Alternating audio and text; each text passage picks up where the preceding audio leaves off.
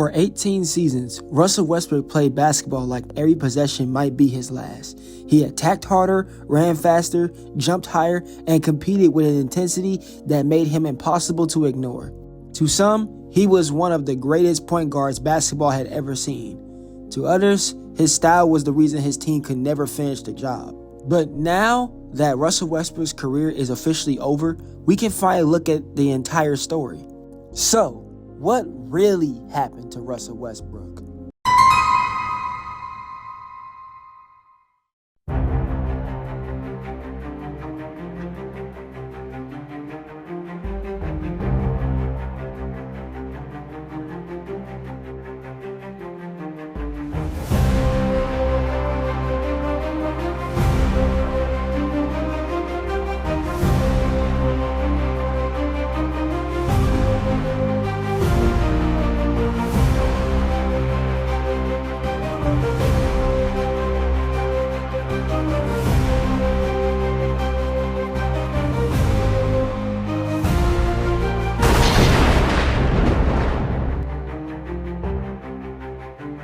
Before the triple-doubles, before the MVP, before Russell Westbrook became one of basketball's most recognizable superstars, he wasn't even considered a guaranteed future NBA star. Growing up in Southern California, Westbrook wasn't the highly recruited basketball prodigy people might expect. He developed later than many future NBA stars, but what he did have was something that would eventually define his entire career: relentlessness. At UCLA, Westbrook's athleticism began catching people's attention. His defense, his speed, his explosiveness, suddenly NBA scouts were paying attention. In 2008, Russell Westbrook was selected 4th overall by the Seattle Supersonics, a franchise that would relocate to Oklahoma City before he ever played his first regular season NBA game. And without anyone realizing it yet, one of the most talented young cores in NBA history was beginning to form. Kevin Durant was the scorer, James Harden became the sixth man, Serge Ibaka protected the rim, and Russell Westbrook was the engine. There had been more polished point guards, better shooters, more traditional floor generals, but there weren't many NBA players in NBA history who attacked the game quite like Russell Westbrook. Every rebound became a fast break, every loose ball became a race, and every open lane looked like an invitation to attack the rim. And Oklahoma City improved quickly. In 2011, they reached the Western Conference Finals. 1 year later, Durant, Westbrook, and Harden led one of the youngest teams in NBA history to the NBA Finals.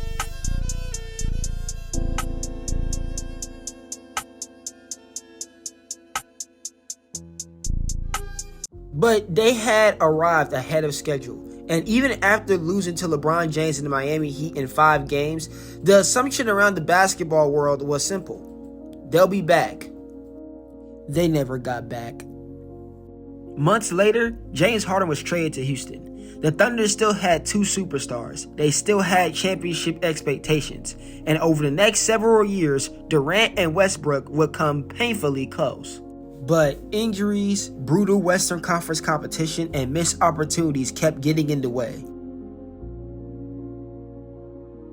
Then came 2016. Oklahoma City took a 3-1 lead over the 73-win Golden State Warriors. They were 1 victory away from returning to the NBA Finals. They never got it.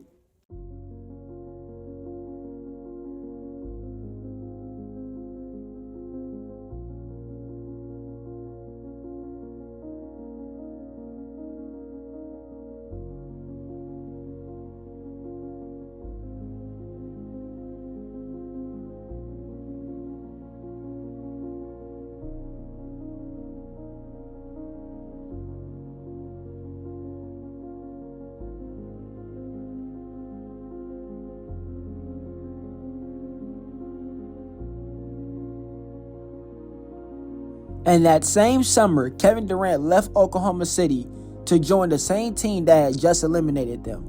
Suddenly, Russell Westbrook was all alone. Kevin Durant was gone, James Harden had been gone for years, and almost overnight, the championship core Oklahoma City had spent years building was down to one superstar, Russell Westbrook. There were questions everywhere. Could Westbrook lead a team by himself? Could his aggressive style translate to winning without another superstar beside him? And after coming so close to a championship, how would he respond? Russell Westbrook answered all those questions the only way he knew how. By attacking everything.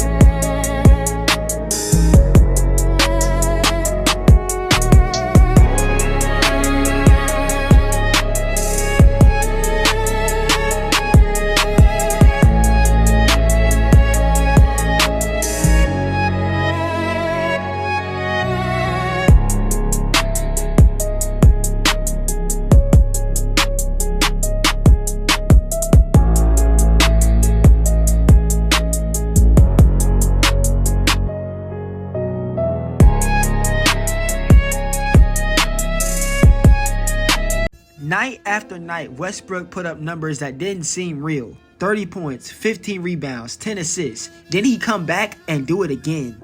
By the end of the season, Russell Westbrook averaged a triple-double for the entire year.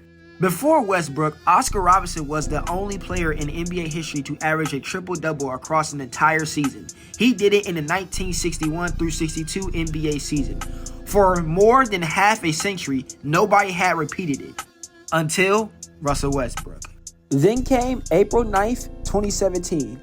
Oklahoma City traveled to Denver, and Westbrook entered the game one triple-double away from breaking Oscar Robertson's single-season record. Working off of it.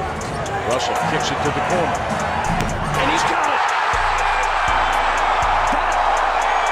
That is the stuff of legends right there. With his 42nd triple-double, Russell Westbrook has broken the single-season record established more than a half-century ago by Oscar Robertson. History rewritten in Denver. When Westbrook recorded his 10th assist, triple-double number 42 was official. But somehow, he wasn't finished yet. Oklahoma trailed by 2 with seconds remaining. Thunder's out of timeouts. Adams gives it back to Russ. Deep shot!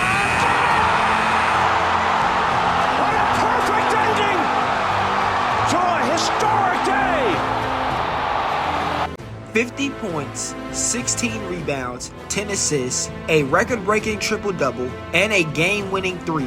You couldn't have written it any better. Months later, Russell Westbrook was named the NBA's most valuable player. The player who entered the season wondering how he'd survive without Kevin Durant had just produced one of the most unforgettable individual seasons in NBA history. But that season also created a question that would follow Westbrook for the rest of his career. Can you win this way? Oklahoma City didn't want Westbrook carrying the entire burden forever. So, in 2017, they went searching for help. Paul George arrived, Carmelo Anthony arrived, and suddenly Oklahoma City had another big 3. Now, on paper, the talent was obvious, but fitting 3 high-usage stars together proved much more complicated. Oklahoma City lost in the first round to Utah. Carmelo left, Paul George stayed, and the Thunder tried again. The following season, Westbrook would average another triple-double, while Paul George produced one of the best seasons of his career. Then came Portland. To send the Thunder home.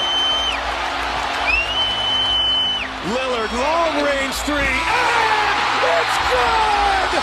At the buzzer! Damian Lillard ended Oklahoma City's season with one of the most famous shots in playoff history. And that shot didn't just end a series. It effectively ended an era. Paul George was traded to the Clippers, and shortly afterward, Russell Westbrook was reunited with James Harden in Houston. For the first time since their Oklahoma City days, Harden and Westbrook were teammates again. Houston redesigned its roster around spacing. even trading starting center Clint Capella as the Rockets committed completely to small ball basketball. For stretches, it worked. The extra space gave Westbrook open lanes to attack, and before the season was interrupted in 2020, he had found one of the best stretches of basketball in years. But injuries and illness disrupted his postseason, and Houston eventually fell to the eventual champion Los Angeles Lakers. One season later, Westbrook was traded again. In Washington, he reminded everybody that the triple-double years weren't finished.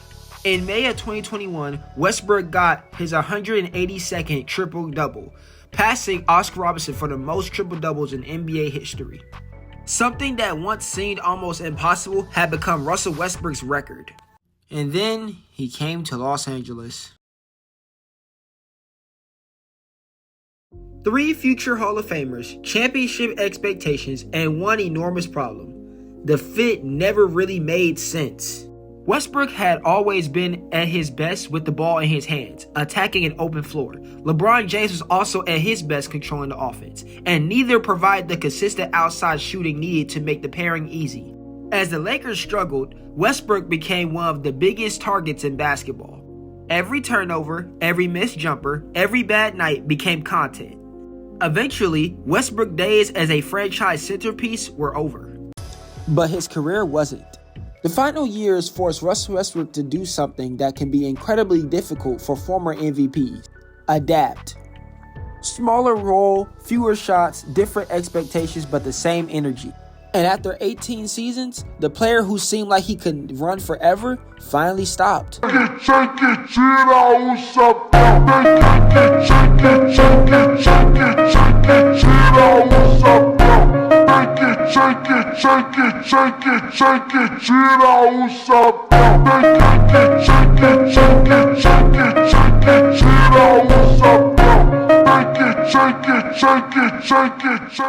So, what really happened to Russell Westbrook?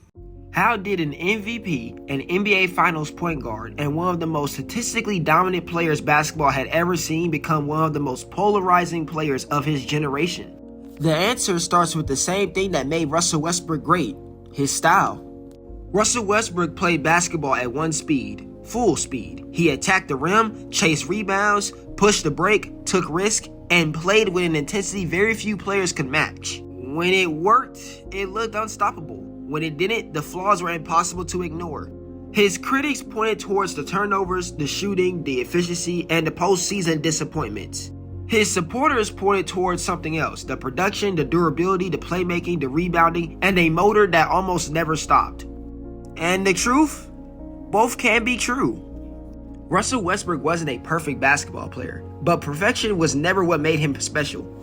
Even Westbrook's greatest statistical achievement became a part of the debate. When he first averaged a triple-double, it felt almost impossible. Then he did it again, and again, and again. Westbrook made something historically rare happen so often that eventually people started treating it like it wasn't special anymore. Think about how crazy that is. You can debate how much individual statistics should matter. You can debate whenever triple-doubles always translated into championship basketball, but you can't erase the history. Russell Westbrook changed what people believed was statistically possible from the point guard position. And maybe that's why Russell Westbrook's legacy will always create arguments, because his career forces us to ask an even bigger question. How do we define greatness? Is it championships, efficiency, individual production, longevity? Or is greatness some combination of all of it? Russell Westbrook never won an NBA championship, and that's going to matter when people compare him to the greatest point guards ever. But not winning a championship doesn't erase what happened along the way. An MVP, 9 All-Star selections, 9 All-NBA selections, 2 scoring titles, and 3 assist titles, and more triple-doubles than anybody who ever played in the NBA. At his peak, Russell Westbrook wasn't simply playing basketball. He looked like he was trying to overpower the game itself. Maybe that mentality sometimes worked against him, but without it, Russell Westbrook wouldn't have been Russell Westbrook. The aggression, the emotion, the stubbornness, the explosiveness, the mistakes, the impossible performances, you don't get to separate them. They were all part of the same player.